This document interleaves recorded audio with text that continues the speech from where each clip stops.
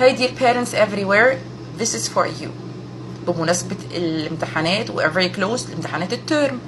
ابني ما بيركزش، ابني ما بيحبش المذاكرة، ابني بيزهق بسرعة. perhaps المشكلة عند حضرتك مش عند ابنك.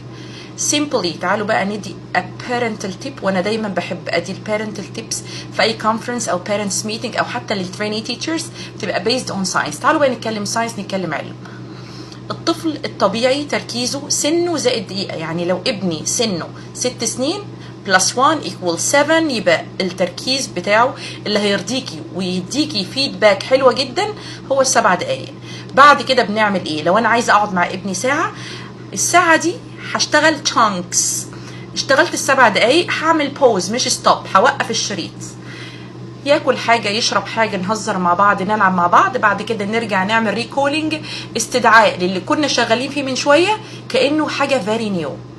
الترفيه بالنسبة للطفل زي الأكل والشرب والنوم لا غنى عنهم. بلاش الطفل يكون مكون سلبي عن العملية التعليمية، ان مامي whenever you intervent with him بتقعدي تبقي very harsh و yelling at him، ده هيرتبط معاه ارتباط شرطي، مش هيحب المذاكرة، مش هيحب مامي تقعد معاه، مش هيحب المدرسة أصلا.